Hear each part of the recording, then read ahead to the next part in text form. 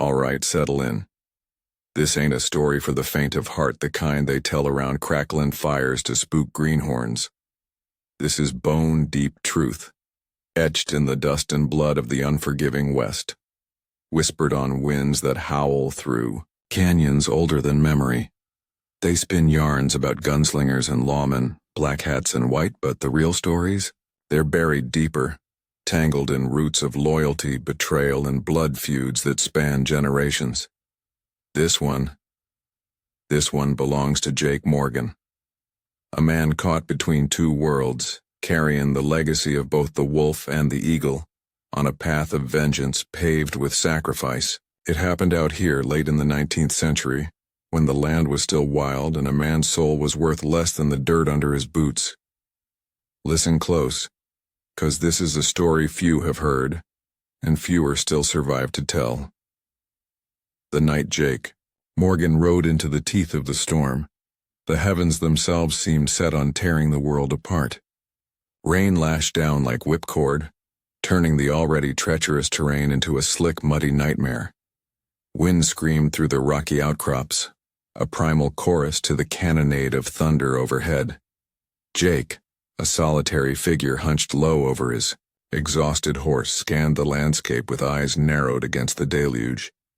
He wasn't looking for shelter out of comfort, but necessity. Even a man like him, hard as the land itself, knew better than to challenge nature's fury head-on. He found it finally, a shallow overhang, barely more than a deep scar in the cliff face, but enough to offer respite from the worst of the downpour. Dismounting, he led his horse into the meager refuge, the animal shuddering, grateful for the break. Jake leaned against the cold rock, pulling his worn duster tighter, the Colt Peacemaker heavy and reassuring on his hip.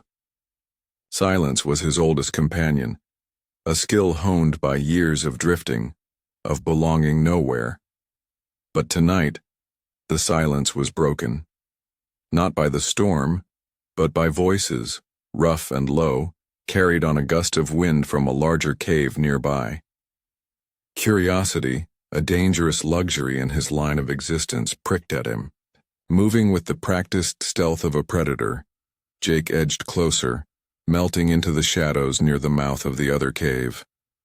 Three men huddled around a sputtering fire, their faces harsh in the flickering light, their clothes soaked through. He recognized them. Hard Cases, known muscle for Silas Croft, the ruthless cattle baron whose shadow stretched long and dark over the nearby town of Dust Devil Gulch. Croft wants the Blackfoot River engines gone, one spat, the words barely audible over a clap of thunder. Tomorrow morning, Wolf Howl Pass, they're coming down for salt and supplies, ambush 'em, take everything, make it look like the Arapaho did it, clean and simple. The man grinned, a flash of yellow teeth in the gloom. Blackfoot River.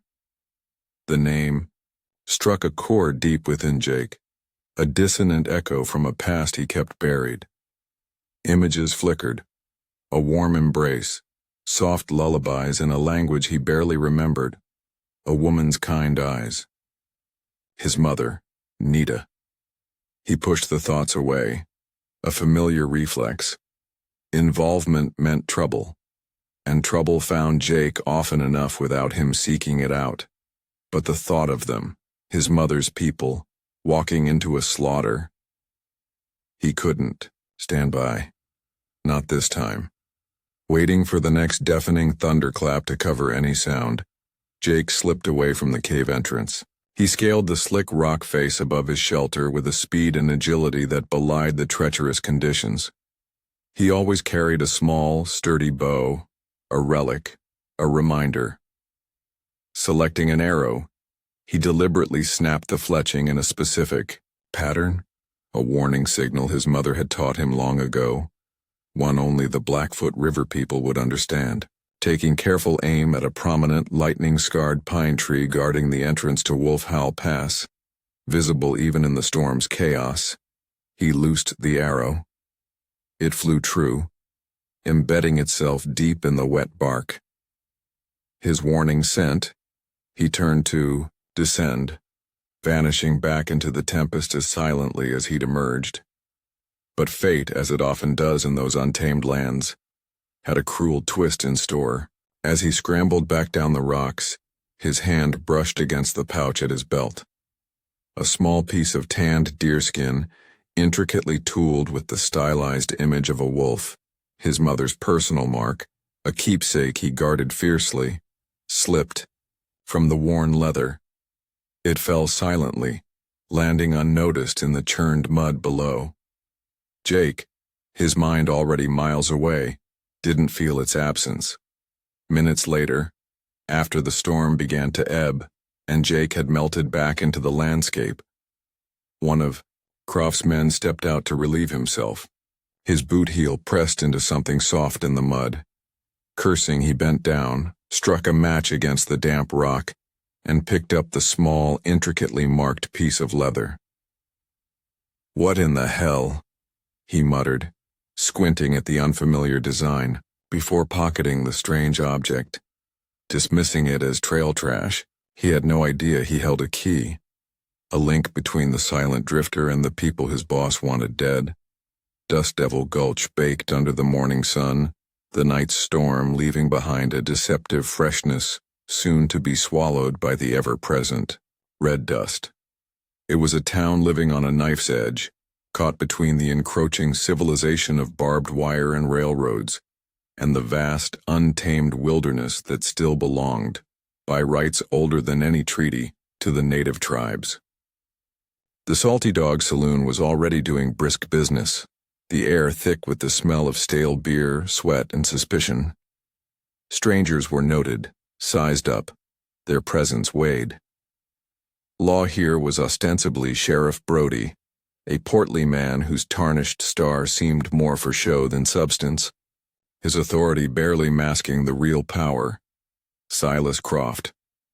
Croft's ranch, sprawling and prosperous, was built on shrewd deals, broken promises, and, some whispered, blood. His influence permeated every corner of the gulch. Jake Morgan rode into this simmering pot, his face an unreadable mask. He needed supplies, a few days' work maybe, before moving on. Always moving on. He found work mending fences at Miller's place, a small spread on the outskirts. Old man Miller seemed harmless enough, quiet and weathered, offering work without asking too many questions. Jake preferred it that way. Keep your head down, do the job, collect the pay, disappear. That was the code. Heading towards Miller's, he saw the small crowd gathered near Doc Carter's office. Pushing through curiosity seekers, Jake saw him, an elderly Blackfoot riverman crumpled on the ground, his face bruised and bleeding. And kneeling beside him, tending his wounds with gentle hands, was Sarah Carter, the doc's daughter. Her blonde hair caught the sunlight, a stark contrast to the dusty street and the hostile faces surrounding her. "Damn savages always causing trouble," someone muttered. Got what he deserved. Jake watched Sarah work, her expression focused, compassionate, seemingly oblivious to the venomous whispers. She was an anomaly in this harsh place, a flicker of unexpected grace. Their eyes met for a fleeting second across the small space separating civility from brutality. He saw strength in her clear blue gaze. Perhaps she saw something else in his guarded brown eyes, something hidden. Then, adhering to his code, he turned away, melting back into the rhythm of the town, leaving the scene behind. Don't get involved. That evening, however, as Jake repaired a section of fence near Miller's barn, his sharpened hearing picked up low voices. Miller was talking to someone hidden in the shadows, one of the men Jake had seen in the cave during the storm. "Croft ain't happy," the man growled. "The ambush at the pass went bust. Someone tipped him off." Miller nodded slowly, his seemingly benign face now looking shrewd, calculating. "I'll keep my eyes peeled. Got a new hand, Morgan. Quiet fella, but knows his way around the territory, I reckon. Looks like he could handle himself. I'll watch him." A cold knot formed in Jake's stomach. Twist 2. Old Man Miller, the unassuming rancher offering him work, was one of Croft's informants. Jake wasn't just a drifter passing through. He was under scrutiny, his every move potentially being reported back to the man whose plans he'd unknowingly thwarted. The illusion of anonymity shattered. Word of the failed ambush spread like wildfire, fueling Silas Croft's cold rage. Sitting behind his massive oak desk, surrounded by maps and ledgers that charted his growing empire, he slammed a fist down. The Arapaho scapegoat plan had failed. He needed a more insidious approach, something to cripple the Blackfoot River tribe from within, sow terror and discord. Days later, disaster struck the tribe. Their main water source, a clear stream flowing from the Bighorn Mountains, turned cloudy, then foul. The stench of decay hung heavy in the air. Bloated carcasses of deer and coyotes were found upstream, deliberately dumped to poison the water. Soon people fell ill. Crippling stomach pains, burning fevers, debilitating weakness. The young and the old suffered most terribly. Panic began to ripple through the community. Suspicion immediately fell upon the white settlement. Chief Iron Claw, the tribe's aging leader, his face a mask of weary wisdom carved by years of hardship, tried to maintain calm, but his heart was heavy. This was no accident. He knew Croft's hand was likely behind it, but proving it was another matter. He dispatched Coda, his fiery young nephew, son of Nita's sister, making him Jake's cousin, and a few trusted warriors to venture secretly towards Dust Devil Gulch. Their mission: find medicine, gather information, discover who is responsible. Croft, however, was a step ahead. Anticipating their suspicion, he'd had one of his men plant a distinctive Arapaho stone axe near the contaminated water source, leaving it where it would be easily found. When a Blackfoot River hunting party discovered the axe, doubt and old rivalries flared. Could the Arapaho, their traditional enemies over hunting grounds, be responsible? Croft's malevolence ran deeper than simple violence. By planting the fake evidence, he wasn't just poisoning their bodies. He was poisoning their minds, turning tribe against tribe, weakening them through internal conflict while his own hands remained ostensibly clean. His strategy was one of insidious division. Under the cloak of a moonless night, Coda and his small band slipped towards the edges of Dust Devil Gulch. They moved like shadows, their goal the dimly lit general store, hoping to trade furs for quinine and other vital supplies. But Sheriff Brody, likely tipped off by Miller or another informant, was waiting with a posse armed with shotguns and sneers. As Coda emerged from the store, Brody stepped out of the darkness. "Hold it right there, Injun," Brody snarled, leveling his shotgun. "Caught you red-handed sneaking around stealing supplies." "We paid," Coda retorted hotly, his hand instinctively going to the knife at his belt. "We need medicine." It was all the pretext Brody needed. "Resisting arrest?" he bellowed, and the posse surged forward. A brutal, uneven fight erupted. Coda and his warriors fought fiercely, but they were outnumbered and outgunned. The sharp crack of gunfire echoed through the otherwise silent town. Jake, returning late from Miller's, heard the commotion. Drawn by instinct, he rounded the corner and froze. He saw the Blackfoot River warriors surrounded, fighting desperately. He saw Coda, blood streaming from a cut on his arm, his eyes blazing, defiance even as he was being overwhelmed. In that moment, Jake didn't see a stranger. He saw the fire his mother possessed, the refusal to yield. His code shattered. He couldn't watch them be beaten or killed. He moved without thinking, a whirlwind of controlled violence. No gunfire, just swift, brutal efficiency. A fist cracked against the jaw of a man holding Coda. A leg sweep sent another sprawling into the dust. He created a sliver of chaos, an opening in the closing circle. "Go! Now!" Jake yelled, the Blackfoot word startlingly familiar on his own tongue after so many years. Coda stared for a split second, stunned to hear his language from this white man, this stranger. But survival instinct took over. He signaled his men, and they broke through the gap Jake had created, vanishing into the darkness towards the safety of their own lands. Jake, too, disappeared before Brody could fully register who had interfered, but he knew the act hadn't gone unnoticed. He had crossed a line. He'd chosen a side, whether he intended to or not. Now he was well and truly on Croft's and Brody's radar. Amidst the frantic escape, a small leather pouch filled with precious healing herbs, painstakingly gathered by the tribe's medicine woman, slipped unnoticed from Coda's grasp. Sarah Carter, drawn by the gunfire from her father's clinic nearby, rushed out after the posse had dispersed.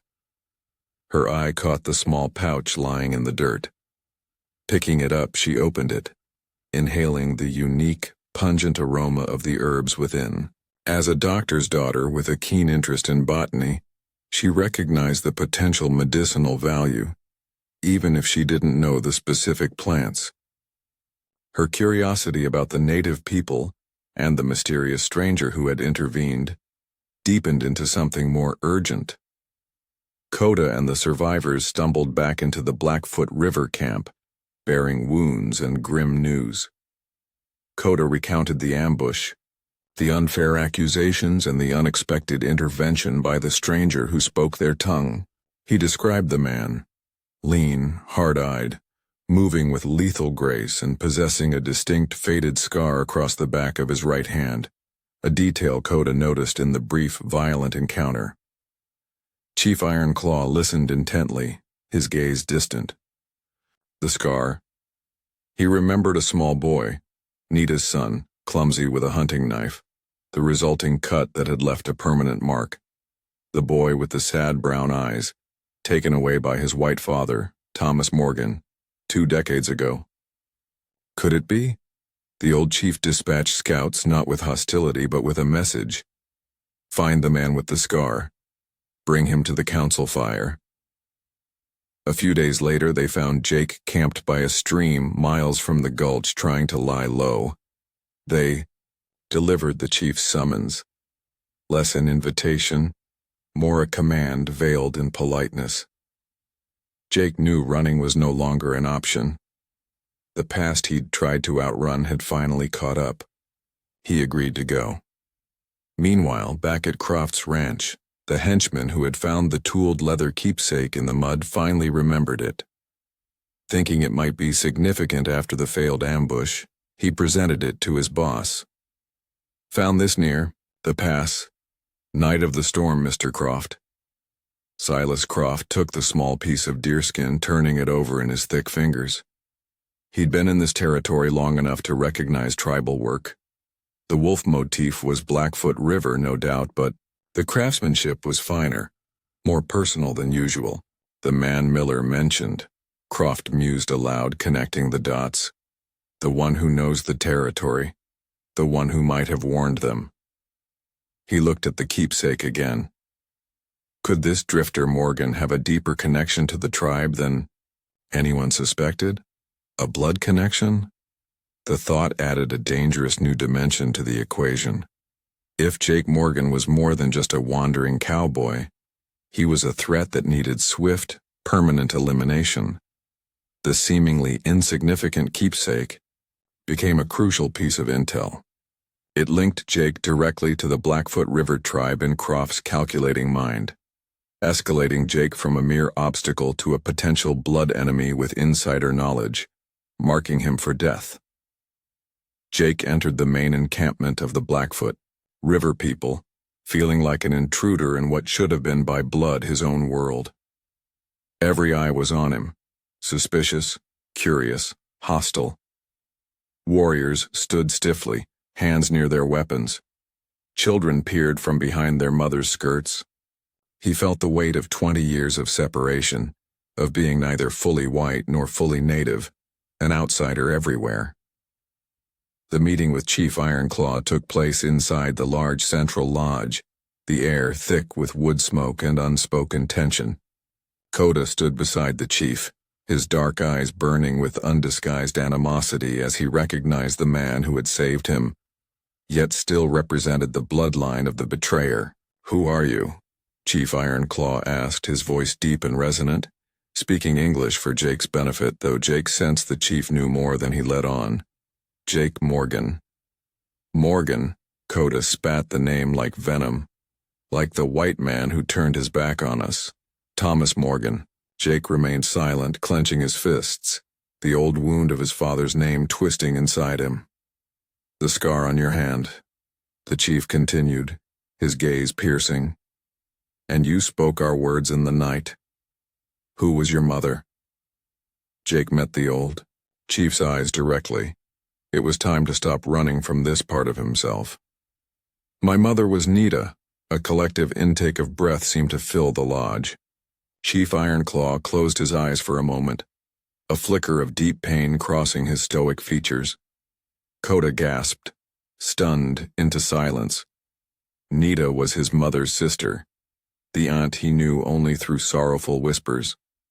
"Then, Thomas Morgan is your father?" the chief stated, more than asked. Jake nodded curtly, offering no further explanation, no defense for the man he remembered only as a shadow who abandoned them.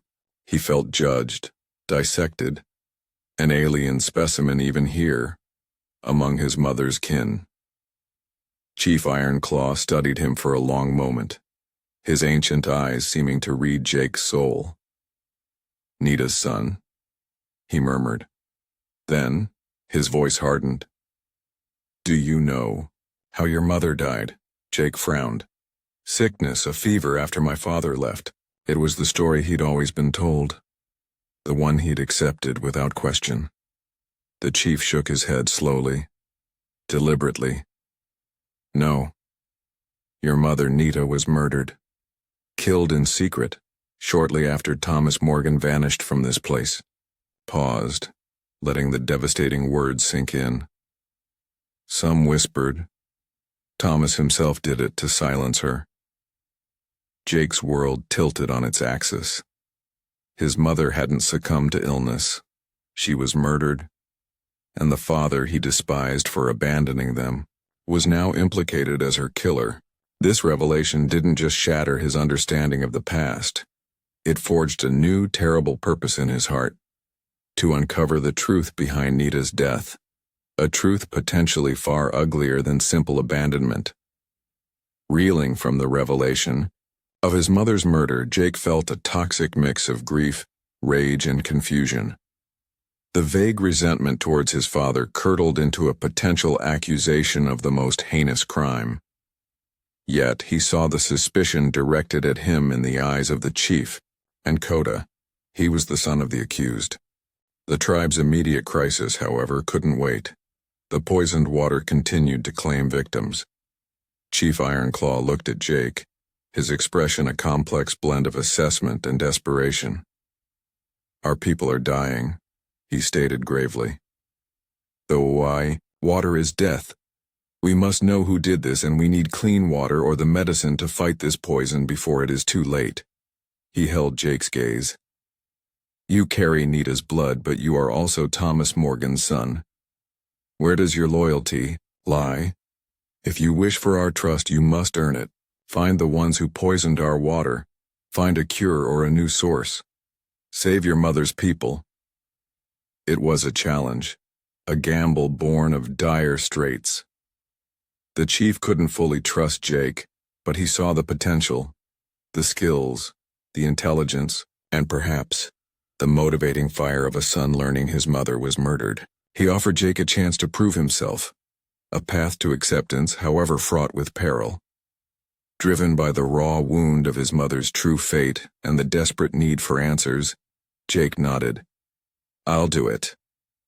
Chief Ironclaw assigned Coda to accompany him. "He knows the land. He will guide you and watch you," the chief made clear. Coda bristled, his distrust palpable, but he obeyed the chief's command. An uneasy alliance was forged between Nita's son and Nita's nephew, one raised outside, the other steeped in tribal ways, bound by blood, but divided by history. Word of Jake Morgan's presence in the Blackfoot River camp, apparently accepted by the chief himself, quickly reached Silas Croft via his network of spies. This confirmed Croft's suspicions. Morgan wasn't just passing through. Croft instructed Sheriff Brody to spread rumors throughout Dust Devil Gulch. Jake Morgan was an Indian spy, infiltrating the town to gather information for a raid. The lie caught fire easily in the town's prejudiced atmosphere. Suddenly, Jake was an enemy to the white settlers, a dangerous half-breed traitor. He was caught in a deadly vice, distrusted by both sides, his path forward now treacherous terrain indeed. Croft actively weaponized Jake's heritage, painting him as a public enemy. This move aimed to isolate Jake completely, cutting off any potential allies in the white world and increasing suspicion among the Blackfoot River people, leaving him dangerously exposed. The journey into the wilderness began under a cloud of mutual suspicion. Coda, driven by duty and distrust, led Jake through dense forests, across windswept plains, and up treacherous mountain passes towards the headwaters of the poisoned stream.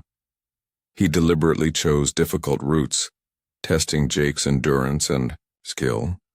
Maintaining a hostile silence, his eyes constantly watchful, Jake endured it stoically. He knew words were useless. Only actions mattered now.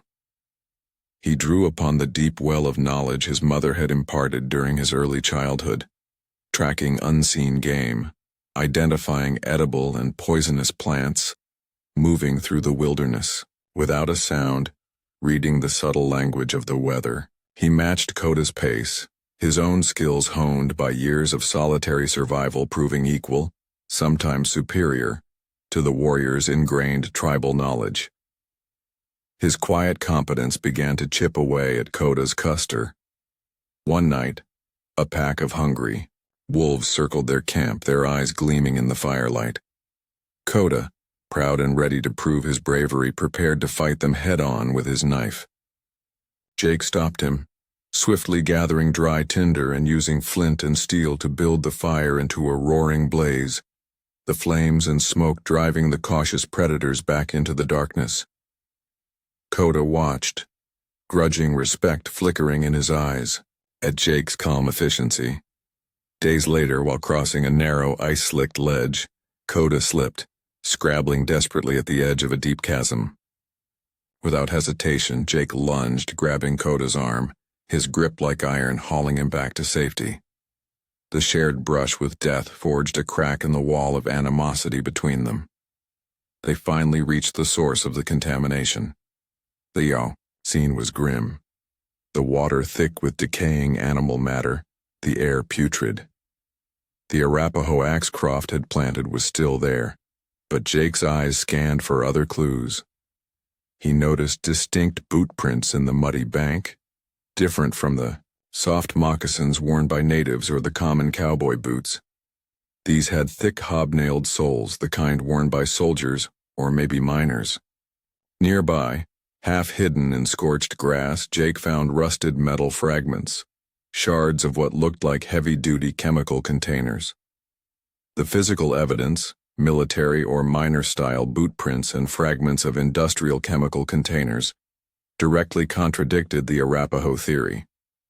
It pointed unequivocally to a well-organized operation by white men, using materials not readily available in the region, hinting at a conspiracy with resources far beyond petty squabbles over land. Armed with this new evidence, Jake knew their next move had to be towards Dust Devil Gulch. The specific type of boot and the chemical containers might be traceable back to the town. Coda, though still wary, understood the logic. Under the cover of darkness, they approached the outskirts, Jake acutely aware that Brody's men and Croft's spies would be actively looking for him now. He couldn't risk entering the town himself. He needed inside help, someone trustworthy. Sarah Carter. He found a young shoeshine boy he'd been kind to previously, pressed a coin into his hand and gave him a hastily scribbled note, instructing him to deliver it secretly to Sarah, asking her to meet him at the abandoned church ruins outside town at midnight. Sarah had been haunted by the image of the injured Blackfoot man and the mysterious herbs in the pouch she'd found. Her medical curiosity piqued. She'd spent hours trying to identify them, consulting her father's dusty botanical texts. When the boy delivered Jake's cryptic note, fear warred with her innate compassion and growing intrigue. The rumors about Jake being a dangerous spy were rampant, but her gut told her there was more to the story. Risking discovery, she slipped out of the sleeping town and made her way to the rendezvous. In the moonlit ruins of the old church, Jake showed Sarah the metal fragment and described the boot prints. "Do you know of any chemicals that come in heavy drums like this? Used for mining, maybe, or tanning hides? And these boots? Soldiers wear them, sometimes miners." Sarah examined the fragment, her brow furrowed in concentration. "I'm not sure," she whispered, the decaying sanctuary amplifying the silence. "Sulfur, maybe, or lye. Croft brings in a lot of supplies for his ranch and his other ventures. As for the boots, soldiers from the fort sometimes pass through, and there are prospectors around." She looked up at Jake, her blue eyes filled with concern. "I can try to check the ledgers at the general store, maybe my father's records, but, Jake, you have to be careful. Brody is actively hunting you. I heard him talking to Croft. Croft wants you silenced. Permanently." True to her word, Sarah began her discreet investigation, poring over old invoices at the mercantile and her father's dispensary records. She discovered unusually large, recent shipments of sulfur and other potent chemicals delivered directly to Croft's ranch, notations clumsily altered in the logbooks. Then, hiding near the salty dog, she overheard the chilling confirmation of her fears. Croft giving Brody explicit orders. "Find Morgan and shut him up for good. And keep an eye on that doctor's daughter. If she gets too curious, deal with her too." A wave of cold dread washed over Sarah. She wasn't just helping Jake. She was now a target herself. Twist 9. Sarah uncovered not only the paper trail linking Croft to suspicious chemicals, but also overheard a direct death threat against both herself and Jake. The danger had escalated dramatically, solidifying her commitment to help Jake in exposing the lethal extent of Croft's ruthlessness. There was no turning back for her now. The revelation that his mother was murdered, coupled with Croft's connection to the poisoned water, gnawed at Jake. Chief Ironclaw's words about Thomas Morgan's possible involvement echoed in his mind. Was his father a killer or another pawn in Croft's deadly game? He had to know the truth, not just for himself but for his mother's memory. He remembered fragments of Nita's stories, mentions of a time before her, when Thomas worked prospecting gold in an old mining camp west of the Blackfoot River territory. Perhaps someone there remembered him, knew the real story. Against Coda's pragmatic objections, who saw it as a dangerous diversion, Jake felt compelled to go.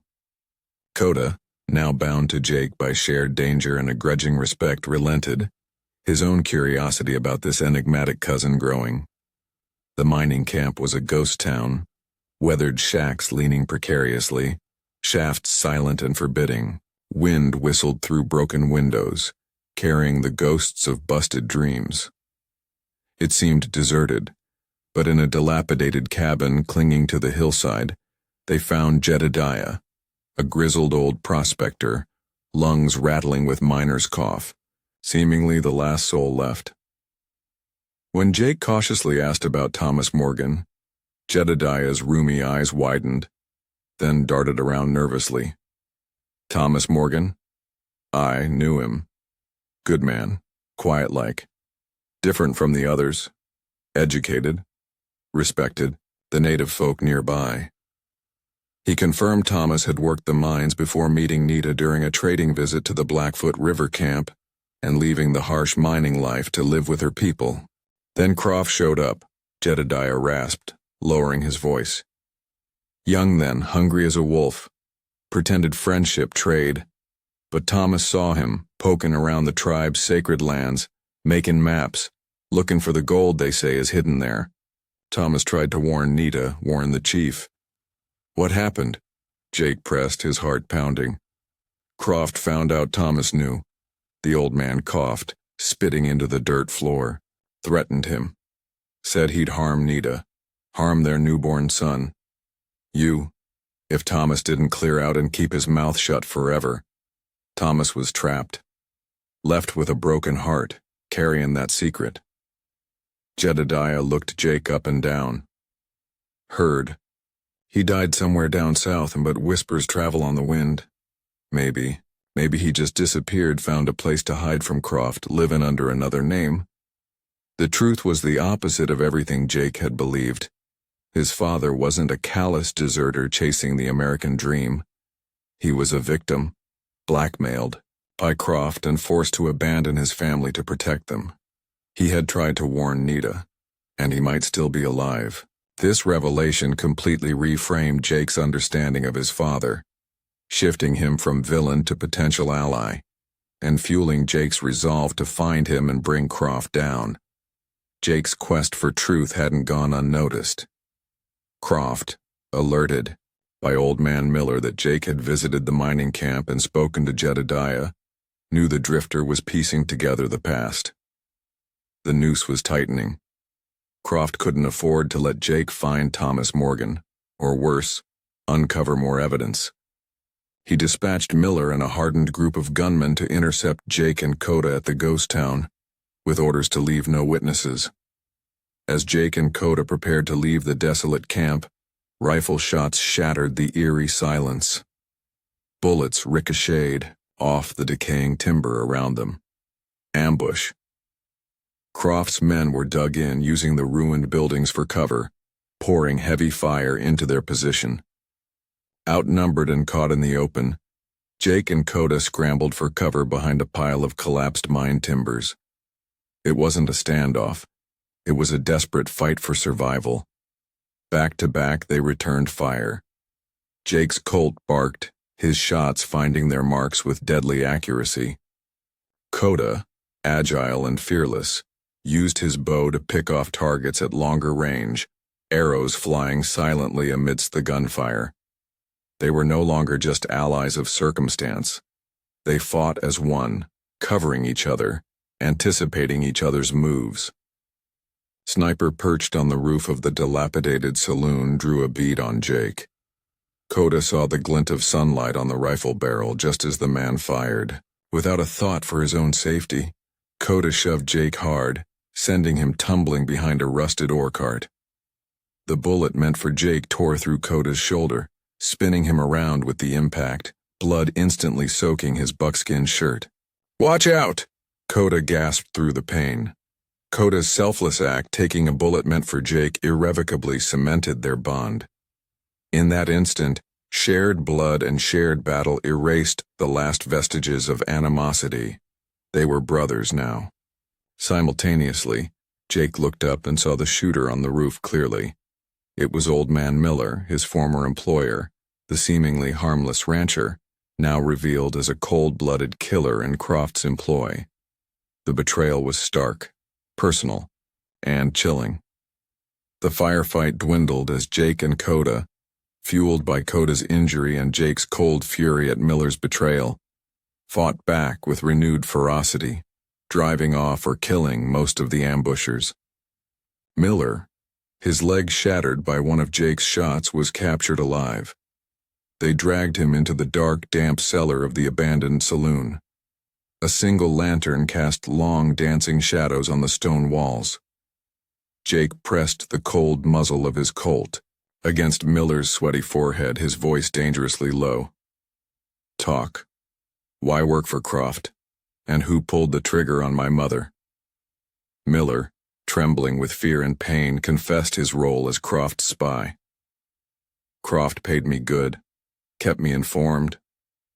Watched you. My mother. Jake snarled, the pressure on the trigger increasing. Coda stood silently beside him, his wounded shoulder throbbing, his eyes like chips of obsidian fixed on Miller. Under the terrifying certainty of death, Miller's resistance crumbled. The horrifying truth spilled out. It was Croft's order. Nita, she knew too much. About his plans for the land, the sacred cave. She wouldn't keep quiet after Thomas was forced out. Croft was afraid she'd expose him. Who did it? Jake's voice was barely a whisper filled with deadly intent. Miller swallowed hard, his eyes darting towards Coda. It was me. And another. One of your own people. Coda stiffened, his face paling under his dark skin. Jake saw the shock ripple through his cousin. Who? Coda breathed, the word barely audible. Chayton. Miller choked out the name. Your cousin, Coda. He always envied Nita's family. Croft promised him gold, power, if he helped silence Nita. Led us to where she was hiding after Thomas left. The final, agonizing truth was revealed. Nita's murder wasn't just Croft's brutality aided by a hired gun. It involved betrayal from within the Blackfoot River tribe itself, by Coda's own cousin, Chayton. This revelation struck at the very heart of the tribe, sowing seeds of doubt and deeper pain, making the path forward even more complex and treacherous for both Jake and Coda. The ride back to the Blackfoot River camp was heavy with silence, broken only by the wind and the labored breathing of their prisoner, Miller, securely bound and gagged. Jake wrestled with the image of his mother's final moments, betrayed by both outsiders and her own kin. Coda grappled with the sickening reality of his cousin's treachery. Upon arrival, they immediately convened a council with Chief Ironclaw and the elders. Before the solemn assembly, Jake recounted Miller's confession, Coda standing beside him, his face grim, confirming the horrifying details. When Chayton's name was spoken as Nita's murderer, a wave of disbelief and anger swept through the gathered leaders. Chayton, a respected warrior known for his skill but also his ambition and simmering resentment towards Nita's lineage, vehemently denied the accusation. He accused Jake and Coda of lying, of trying to sow discord, calling Jake an outsider trying to usurp influence. But the evidence was damning. Miller, though gagged, nodded emphatically when Jake pointed at Chayton. Chief Ironclaw ordered Chayton's lodge searched. Warriors quickly returned, bearing not only a hidden stash of white man's gold coins but also a crudely drawn map fragment depicting the area around Wolf Howl Pass. Items Chayton couldn't possibly explain possessing legitimately. Cornered, Chayton's composure snapped. He drew a hidden knife, attempting to seize an elder as a hostage, hoping to fight his way out. But the warriors were ready. Coda, his face a mask of cold fury and heartbreak, personally tackled his cousin, disarming him and pinning him to the ground. The traitor was bound, his fate sealed according to tribal law. As they dragged him away, facing the utter contempt of his people, Chayton let out a wild, desperate laugh. You think killing me solves anything? Croft won't stop. He doesn't just want grazing land. He locked eyes with Jake and the chief, spitting out his final poisonous secret. It's the cave. He wants the one in Wolf Howl Pass, the spirit cave, the heart of your tribe. The secret Nita died protecting, and Croft, he already has half the map. The half I gave him. The traitor's final confession revealed Croft's ultimate objective. Not just land or gold, but the tribe's sacred spirit. Cave in Wolf Howl Pass, a place of immense cultural and spiritual significance. Nita died defending this secret, and Croft, thanks to Chayton, now possessed crucial information to find it. The stakes were raised exponentially. Croft aimed, not just for conquest, but for the desecration of the Blackfoot River people's very soul. Sarah Carter knew she was living on borrowed time. After overhearing Croft's orders, the watchful eyes of Sheriff Brody's deputies and Croft's lurking henchmen felt like physical weights. Dust Devil Gulch, once merely a rough frontier town, now seemed like a cage closing in. She had to warn Jake about the Spirit Cave. Though she didn't know the full significance, she knew Croft was obsessed with finding something specific in Wolf Howl Pass, and the danger he and the tribe faced. Her concern also extended to her father, Dr. Carter, who seemed outwardly calm but whose worried glances didn't escape her notice. One evening, Dr. Carter bolted the door to his study and faced his daughter, his expression graver than she had ever seen it. "Sarah, you must leave," he said urgently. "Tonight. I've arranged passage for you to your aunt's in St. Louis. The stage leaves from the next town over at dawn." Sarah was stunned. "Leave? Now? Father, I can't. Jake, the Blackfoot River people, they're in terrible danger. Croft is planning something awful." Dr. Carter gripped her shoulders gently but firmly. "I know you care, Sarah, but Croft and Brody are desperate men. They won't hesitate to eliminate you to protect their secrets. It's too dangerous for you here." He then moved to his heavy oak desk, slid open a cleverly concealed drawer, and removed a thick, leather-bound ledger. "For years," he confessed, his voice low, "I haven't just been treating illnesses, I've been listening, watching, documenting." He opened the ledger, revealing page after page of meticulous notes detailing Croft's shady land deals, Brody's corruption, unexplained accidents, hushed-up murders, and suspicious financial transactions. "This," he said, tapping the book, "is the proof. Croft's entire rotten empire documented. The quiet, unassuming Dr. Carter was revealed to be a secret chronicler of Croft's crimes, a silent, courageous resister who had been compiling damning evidence for years. His ledger wasn't just notes. It was a potential weapon capable of destroying Croft, explaining Croft's desire to silence anyone who got too close, including Sarah. Armed with the terrible knowledge of Chayton's betrayal and Croft's obsession with the Spirit Cave, Jake knew finding his father was more critical than ever. Thomas Morgan might hold the key, the location of the cave, the other half of the map, or perhaps evidence that could expose Croft's connection to the military. The vague clue from Jedediah about Thomas hiding somewhere south and faint memories of Nita mentioning a secluded valley where Thomas used to hunt became his only guide.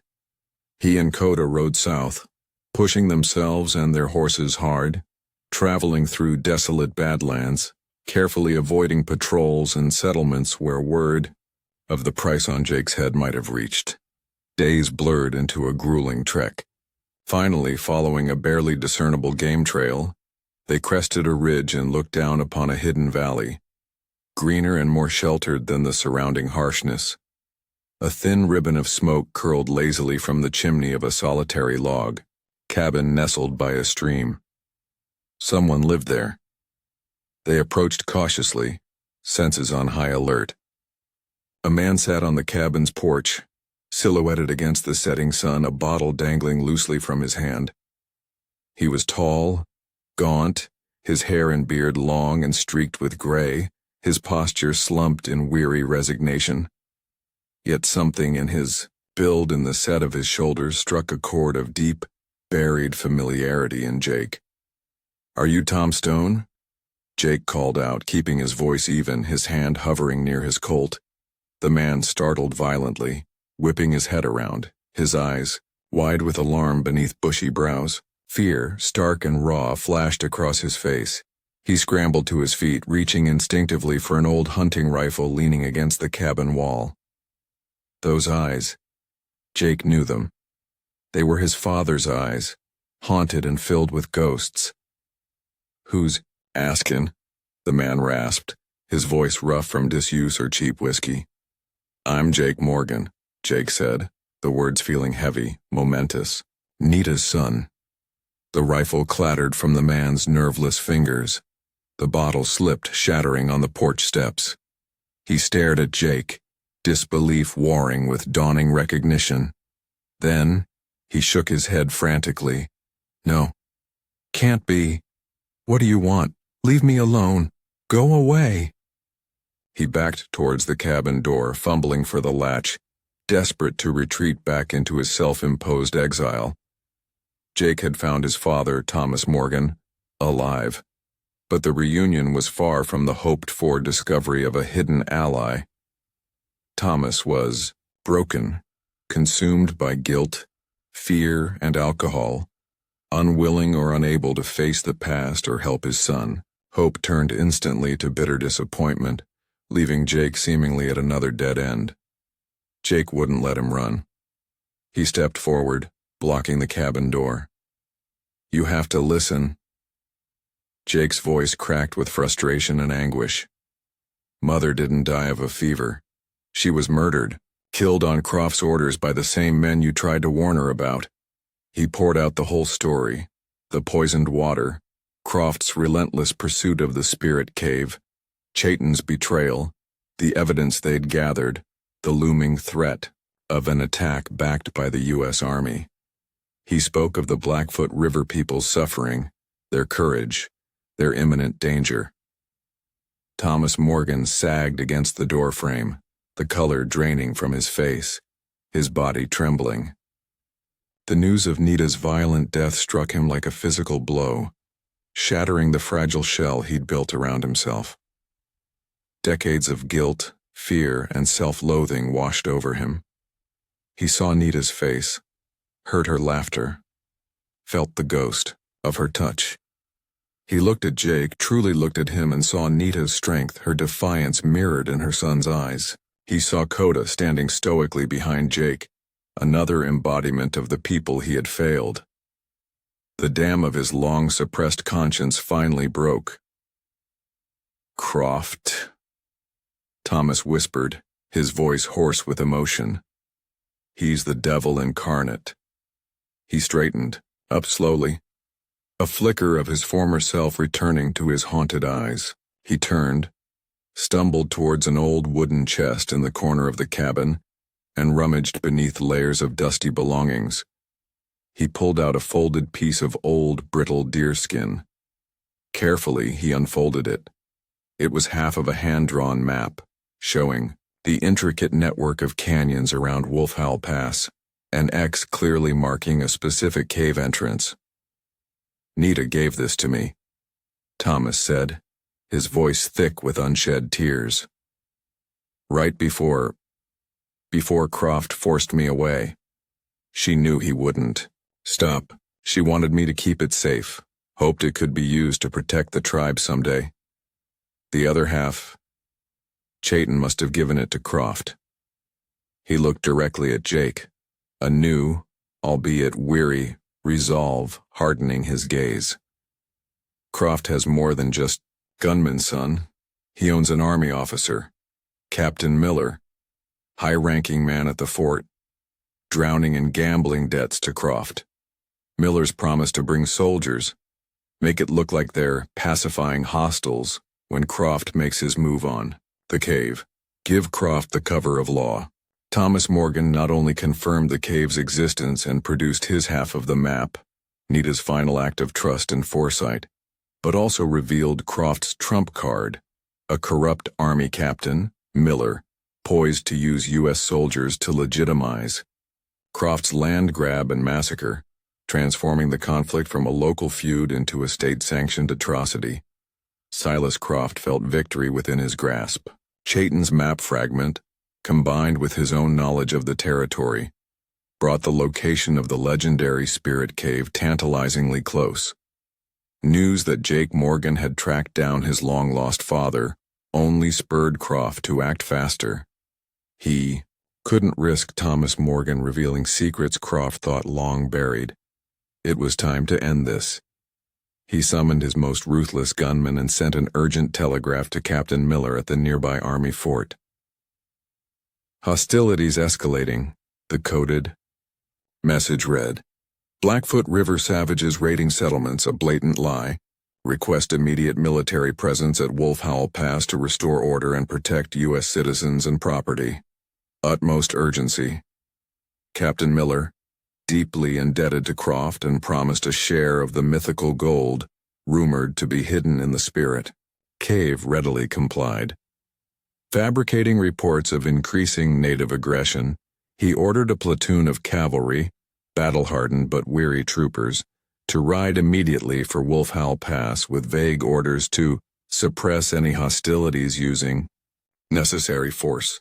Their true mission, unknown to the troopers themselves, was to provide covering fire and legitimacy for Croft's bloody conquest. Back at his ranch, Croft oversaw the final preparations. Guns were cleaned, ammunition distributed. The air crackled with anticipation and menace. His plan was brutally simple, a swift, overwhelming assault on Wolf Howl Pass, where he knew the tribe would make their stand to defend the cave. Crush the resistance, seize the cave, eliminate anyone who stood in his way, especially Jake and Thomas Morgan. The U.S. Army's presence would ensure no inconvenient questions were asked later. Croft's conspiracy with Captain Miller was set in motion. The involvement of the U.S. Army shifted the balance of power dramatically, providing Croft not only with superior firepower, but also with the perverse shield of government authority, making the Blackfoot River's desperate defense seem like an act of rebellion against the United States itself. Dr. Carter knew the risk, but he had to get Sarah away. Under the cover of pre-dawn darkness, he loaded saddlebags onto 2 horses, tucking his precious ledger of evidence deep within Sarah's bag. Their plan was to ride out quietly, circumvent Dust Devil Gulch and reach the stagecoach route in the next town by sunrise. But Brody, paranoid and eager to regain Croft's favor after his earlier hesitation, had anticipated such a move. As father and daughter reached the dark trail leading away from town, Brody and a posse of Croft's men materialized from the shadows, blocking their path. "Hold it right there, Doc," Brody sneered, his shotgun glinting menacingly. "Taken an early ride?" "My daughter is unwell," Dr. Carter said, trying to keep his voice steady. "A change of air, or maybe," Brody interrupted, his eyes narrowing. "She's carrying tales to those redskin friends of hers. Or maybe you're running because you know too much." He gestured to his men. "Seize them. Search their belongings." Just as the men moved forward, 2 figures emerged silently from the darkness on the trail behind them. Jake and Coda, returning with Thomas Morgan from the hidden valley. They took in the scene instantly. Sarah and her father held at gunpoint. Without a word, they acted. Coda's arrow silently took down one of the posse members holding the horses. Jake launched himself at Brody, a blur of motion, knocking the shotgun aside. Chaos erupted on the dark trail. Dr. Carter, seeing his chance, pulled several pages from his ledger, documents detailing Brody's acceptance of bribes from Croft. "Brody," he yelled above the sounds of the struggle, waving the papers. "Croft paid you to look the other way. He owns you. You think he'll protect you when this is over? He'll discard you like trash." Brody froze, momentarily distracted by the damning evidence thrust in his face. He knew Carter spoke the truth. Croft's promises were worthless. Fear, cold and sharp, pierced through his bluster. He saw himself trapped, expendable. His loyalty, already wavering, began to crumble completely. Jake and Coda's timely arrival saved Sarah and her father. More significantly, Dr. Carter's courageous act of revealing concrete evidence directly to Brody shattered the sheriff's already fragile allegiance to Croft, planting seeds of self-preservation and potential betrayal that could drastically alter the coming conflict. The small group, Jake, Coda, Thomas Morgan, Sarah, and Dr. Carter, rode hard, reaching the relative safety of the Blackfoot River territory as the first rays of dawn painted the sky. The reunion between Thomas and Chief Ironclaw was fraught with decades of pain, misunderstanding, and unspoken grief. In the main lodge before the council, Thomas solemnly presented his half of Nita's map. "I failed to protect her," he said, his voice thick with emotion. "But I will not fail her people now. I will fight alongside you." Chief Ironclaw accepted the map, his ancient eyes holding a universe of sorrow and forgiveness. "It is late, Thomas," he said quietly. "But you are home." News spread quickly through the camp. Thomas Morgan's return, the rescue of the Carters, the revelation of Croft's alliance with the army, and the imminent threat to the Sacred Spirit Cave. Fear mingled with fierce determination. There was no more time for doubt. Under the chief's leadership, the tribe prepared for war. Warriors sharpened knives and axes, strung bows, checked their meager supply of firearms. Women prepared food and medicine, their faces grim but resolute. Sarah and her father immediately set up a makeshift field hospital, organizing supplies, instructing helpers in basic first aid. Jake, Coda, and Thomas, now united with the elders, studied the completed map, planning their defense of Wolf Howl Pass, their last bastion. As the preparations reached a fever pitch, the sky, which had been clear moments before, turned an ominous gray. The temperature plummeted. A biting wind whipped through the valley, carrying the first sharp sting of snow. Within minutes, large, heavy flakes began to fall, thick and fast. An unseasonable blizzard was descending upon them, blanketing the land in white, obscuring trails, and chilling men to the bone. The sudden, fierce blizzard became an unpredictable, powerful force in the impending battle.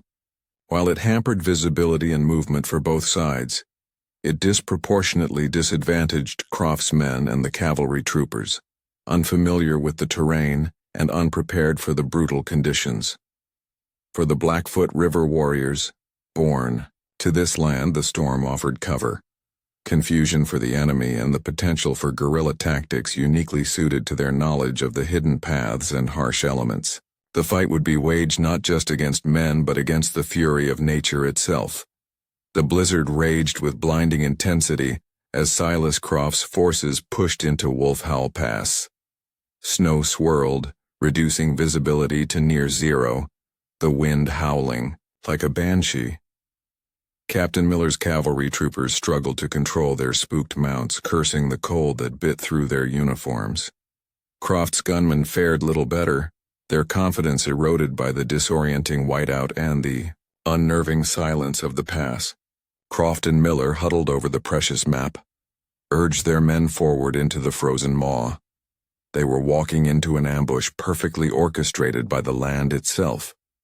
Hidden behind snow-laden rocks, nestled in icy crevices, blending into the white landscape, the Blackfoot River warriors waited, patient as the stone around them.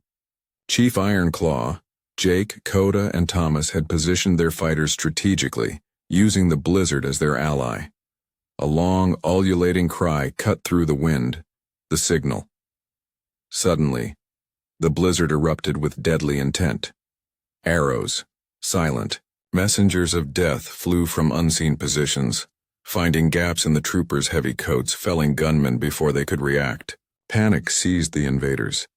They fired blindly into the swirling snow, their shots wild and ineffective. Jake led a mobile group, striking hard and fast from the flanks, his Colt spitting fire, targeting officers and heavily armed men, then vanishing back into the white curtain before the enemy could pinpoint his location. Coda, swift and deadly, directed his archers, raining down arrows from constantly shifting positions on the high ledges. Thomas, his old rifle finding its mark, used his woodsman's knowledge to trigger small snowslides, disrupting the enemy. Advance, fighting with the ferocity of a man reclaiming his honor. Captain Miller, seeing his platoon dissolving into chaos, men falling left and right to an almost invisible enemy, felt the icy grip of panic. This wasn't the easy mop-up operation Croft had promised. This was a slaughterhouse. He realized Croft had lied, had used him and his men as cannon fodder. He wouldn't die for Croft's greed. He subtly signaled his loyal sergeant. "Hold your fire. Conserve ammunition. Aim for Croft's men if you have to, and friendly fire incidents happen in these conditions." Sheriff Brody caught in the crossfire, his earlier doubts now solidified into terror by the carnage around him. And Dr. Carter's damning words echoing in his mind made his choice. He wasn't going down with Croft. Spotting two of Croft's most notorious gunmen nearby, Brody suddenly spun, his shotgun blasting, cutting them both down. "Croft, you damn liar!" he screamed into the wind. But his betrayal was short-lived. A bullet, whether from Croft's remaining men or Miller's troopers following orders, slammed into his chest. He collapsed into the snowdrift, his final Act 1 of desperate, futile defiance. The battle descended into treacherous chaos with a double betrayal. Captain Miller, prioritizing self-preservation, secretly ordered his troops to target Croft's men, effectively switching sides mid-conflict. Sheriff Brody, in a last-ditch effort to save himself, turned on Croft but was immediately killed. These acts of treachery sowed utter confusion within the attacking force, crippling Croft's command structure and giving the Blackfoot River defenders a critical advantage amidst the blinding storm. Witnessing Miller's betrayal and Brody's death, seeing his forces disintegrating around him, Silas Croft was consumed by a black murderous rage. His grand plan was unraveling. Only one thing mattered now: the Spirit Cave. He believed it held the key to ultimate power, a treasure worth dying or killing for. Rallying his few remaining loyal, desperate gunmen, he fought his way forward through the blizzard, eyes fixed on the cave entrance marked on his map fragment. Jake, Coda, and Thomas knew this was the final stand. They intercepted Croft and his depleted band at the narrow entrance to the cave, partially hidden behind a cascade of frozen water. The confrontation exploded in the confined space, brutal in close quarters. Gunshots echoed like thunder off the icy walls. Croft, firing his Winchester lever action like a madman, fought with the ferocity of a cornered beast. Jake and Coda, moving with lethal coordination, took cover behind ice formations, their shots precise, whittling down Croft's last defenders. Suddenly, Croft raised his rifle, taking dead aim at Jake. Thomas Morgan saw it happen. In that instant, decades of guilt and regret vanished, replaced by pure, selfless paternal love. He lunged forward, shoving Jake aside, taking the full force of the heavy rifle slug in his own chest. He stumbled back, clutching the wound, his eyes finding Jake's. "Father, forgive me, son." He collapsed onto the blood-stained snow, his final breath a release. "No!" Jake roared, the sound torn from his soul, raw with a grief even deeper than before. Blinded by tears and rage, he charged Croft, his Colt blazing. Croft fired back, equally desperate. The air crackled with gunfire. Coda moved to help, but Jake waved him off. This was personal. This was for Nita. This was for Thomas. Their guns clicked empty almost simultaneously. They lunged at each other, abandoning firearms for raw, savage combat. Croft had size and brute strength, but Jake fought with the speed and ferocity of a cornered wolf, fueled by righteous fury. He dodged Croft's wild swings, landed punishing blows. Finally, a perfectly timed strike to the temple sent the big man crashing down. Silas Croft, the architect of so much suffering, lay still in the snow at the entrance to the sacred cave he coveted. His reign of terror ended. In a final act of redemption, Thomas Morgan sacrificed his life to save Jake, finding peace and forgiveness in death. His sacrifice, while devastating for Jake, provided the final catalyst for Jake to confront and defeat Croft, ending the immediate threat, but leaving Jake with the profound, unshakable weight of his father's ultimate gift. The echoes of the final gunshot faded, leaving only the mournful howl of the blizzard. Silas Croft was dead. His remaining gunmen were killed, captured, or had fled into the storm. Captain Miller, seeing his opportunity and Croft's demise, hastily gathered his surviving troopers and beat a tactical retreat, fabricating a story of overwhelming enemy, numbers, and impossible weather conditions to explain his withdrawal and heavy losses. The battle for Wolf Howl Pass was over. The Blackfoot River people had defended their sacred land, their spirit cave inviolate. But the victory was soaked in blood and sorrow. The pass, serene under its blanket of snow just hours before, was now a grim tableau of death. Warriors moved through the drifts, tending the wounded, retrieving the fallen. Jake knelt beside his father's body, the blizzard's chill nothing compared to the ice in his heart. He had avenged his mother, understood his father, but the cost was unbearable. Coda came to him, placing a hand on his shoulder, the shared grief a silent bond stronger than words. They had fought together, bled together, lost together. Chief Ironclaw oversaw the grim task of gathering the dead. The fallen warriors of the tribe would be honored according to ancient custom. Thomas Morgan, the white man who had returned to die for them, would be buried beside Nita, a final poignant reunion. Sarah and Dr. Carter worked tirelessly, tending the wounded from both sides, their small field hospital overflowing. A heavy silence fell over the survivors, the elation of survival overshadowed by the immensity of their loss. Peace had been bought at a terrible price. In the days that followed, the Blackfoot River tribe began the slow, painful process of healing. The dead were mourned, the wounded cared for. Thomas Morgan was laid to rest next to Nita, beneath the ancient cottonwood tree, a place of honor.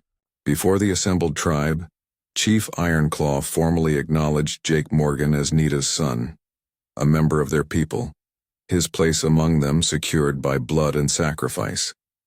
Coda stood beside Jake, publicly calling him brother. Jake had found his tribe, his belonging, but the discovery was forever entwined with tragedy.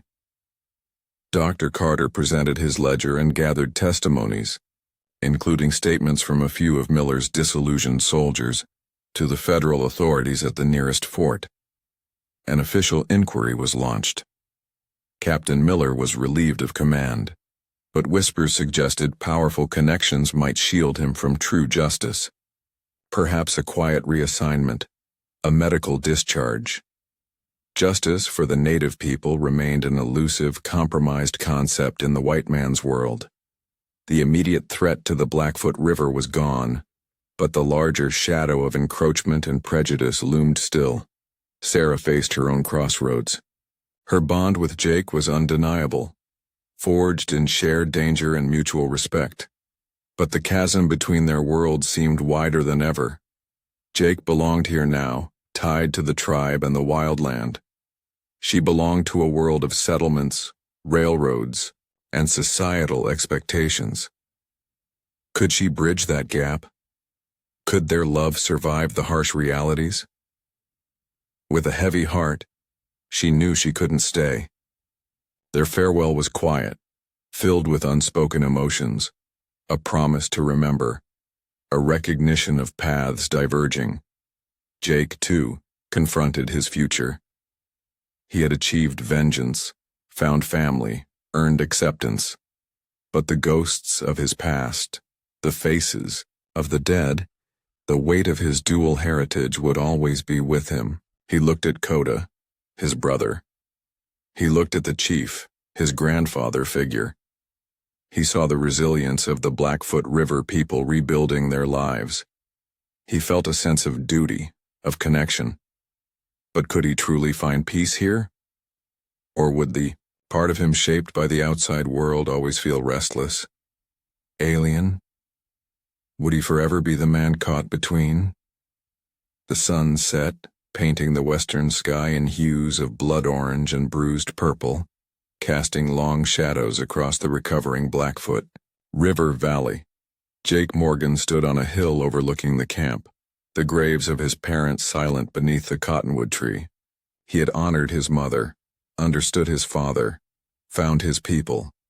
But vengeance tasted like ash, and belonging felt like a wound. Sarah was gone, back to her world. His path lay before him, uncertain. No one knows for sure what became of Jake Morgan. Some say he stayed, embracing his mother's heritage, becoming a bridge between two worlds. A quiet protector of the Blackfoot River people against the ever-advancing tide. Others whisper that one morning, he rode out alone, heading back into the vast, indifferent wilderness, destined to remain a solitary wanderer, forever haunted by the blood debt paid on the plains. Either way, his story lingers, carried on the wind across the high prairies.